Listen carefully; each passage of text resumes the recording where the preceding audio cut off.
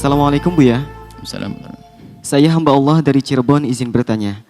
Saya menemukan pernyataan seseorang di kolom komentar media sosial yang isinya tidak pernah meminta dilahirkan ke dunia, pas di dunia dipaksa menyembah, setelah mati masuk neraka. Adilkah? Kurang lebih pernyataannya seperti itu. Yang saya tanyakan, pemikiran seperti ini bagaimana kita menanggapinya Buya? Terima kasih. Wassalamualaikum warahmatullahi wabarakatuh.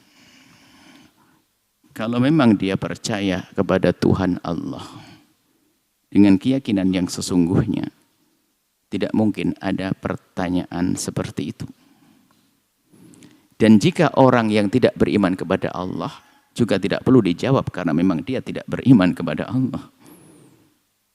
Yang ada biasanya pertanyaan itu adalah pertanyaan yang keputusasaan, kekesalan. Karena dia kurang kenal Allah. Kalau dia kenal Allah, beriman kepada Allah, tidak akan ada punya keluh kesah. Karena di saat disuruh menyembah kepada Allah, baginya adalah hal yang wajar, normal beribadah. Apalagi fitrahnya manusia itu adalah mencari Tuhan. Coba kita pergi ke negeri manapun. Di setiap ada komunitas seperti ada yang dituhankan. Kadang yang dituhankan aneh. Binatang, pohon, itu sudah fitrah, nggak mungkin tidak. Jadi sebetulnya nggak ada masalah, hanya karena protes. Ketidakpuasan dengan apa yang dialaminya. Sehingga terus dengar di sana katanya ada Tuhan Allah. Marah kepada Allah. Padahal dia tidak beriman kepada Allah. Kalau beriman kepada Allah dan dia kenal Allah, nggak mungkin putus asa. Kenapa? Allah itu maha rahman, maha kasih. Dia banyak dosa. Loh, Allah maha pengampun. Tinggal ngadu aja kepada Allah yang maha pengampun.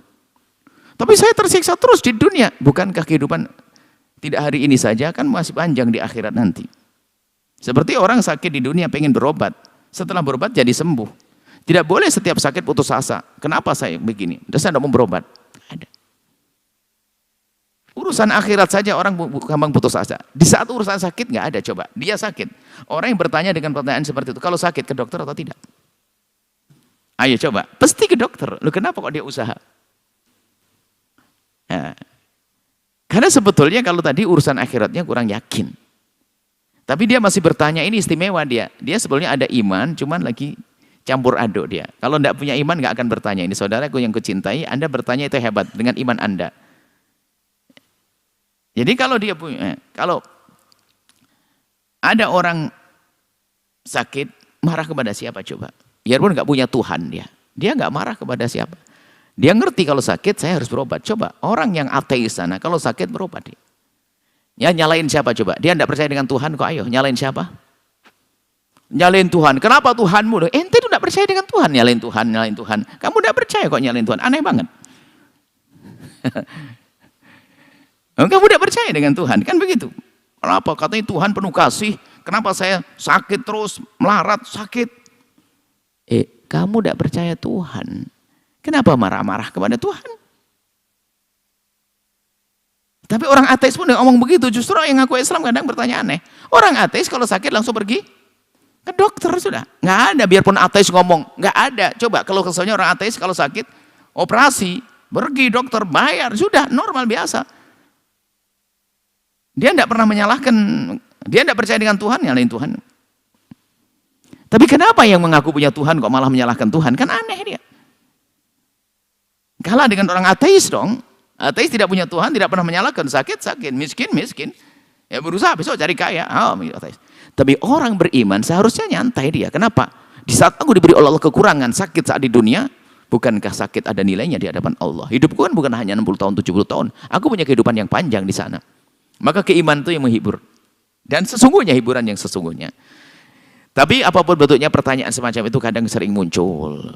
Allah tidak adil dan sebagainya. Mengatakan begini. Menganggap Allah tidak adil atau mengatakan Allah zalim itu karena pendek pandangannya.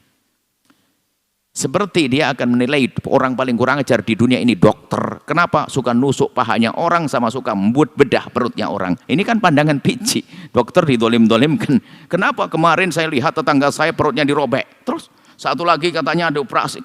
Loh. Masa dibilang dokter dolim? Dolim enggak? Enggak dolim kalau orang yang menjalani nyaman. Tapi kita pandangannya pici. Anda lagi sakit. Ternyata dalam diri Anda harus ada sesuatu yang diambil. Anggap saja ibu yang, ya Anda bukan Anda lah, Anda insya Allah sehat semuanya. Ada seorang ibu hamil tua, nggak bisa melahirkan normal, harus sesar. Ayo, disesar. Diapain? Dibedah perutnya. Bayar lagi, lo kok mau? Anda ini kok aneh, bayar lagi. 9 juta. Anaknya harganya 9 juta. Bayar. Lo kenapa mau? Karena apa? Ada harapan di balik itu, ada lahir anak dan sebagainya.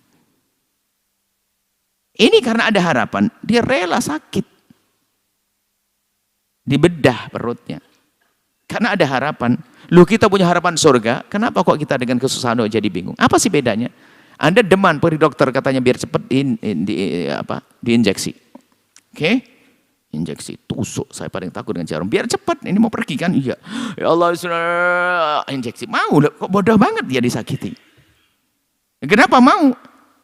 Karena apa? Sakit sebentar kan, nanti seneng. Berarti selagi dia mulai membuka wawasannya, bahasanya ada jangka panjang setelah ini saya sakit sebentar. Saya minum sirup yang pahit. Jangan kayak anak-anak. Anak-anak suruh nyium sirup nggak mau kan? Paksa nggak mau. Karena apa? Nggak enak. Karena dia pendek banget cara pikirannya. Coba orang dewasa, baik, ini pahit sirup ini, tapi setelah itu demamku hilang. Makanya yang gampang putus asa itu anak kecil, nggak punya wawasan. Tapi kalau orang beriman, saya sakit hari ini, pahalanya ada di akhirat nanti. Nggak bisa putus asa pada akhirnya dengan Allah Jalla Jalaluh. Jadi yang perlu dikuatkan, tapi ini punya iman, yang bertanya punya iman, tapi kami sampaikan panjang lebar ini, karena banyak orang yang punya kasus semacam itu. Jadi Anda punya iman, tinggal kuatkan iman Anda. Setelah kuat iman Anda, tidak ada sakit yang Allah berikan pada Anda di dunia kecuali karena Allah ingin memberikan kebaikan, baik di dunia atau di akhirat. Enggak cuma-cuma, karena Allah Maha Kasih. Allah tidak perlu dengan kesehatan Anda. Allah tidak perlu dengan tenaga Anda. Allah tidak perlu dengan Anda. Allah tidak perlu dengan amal Anda. Tapi yang perlu adalah kita dengan amal kita sendiri. Allah tidak memerlukan kita. Makanya kalau Allah mengambil sakit, mengambil kesehatan kepada kita, yakinlah husnudon karena Allah ingin mengganti kesehatan yang lebih baik lagi, gitu saja. Atau karena Allah akan memberikan kepadaku kebaikan nanti di akhirat. Husnudon, enak hidupnya. Karena punya wawasan panjang masa depan. Jangan hanya takut kepada jarum saja, tapi ada kesembuhan di balik itu. Seperti itu kurang lebihnya. Wallahu a'lam bishawab.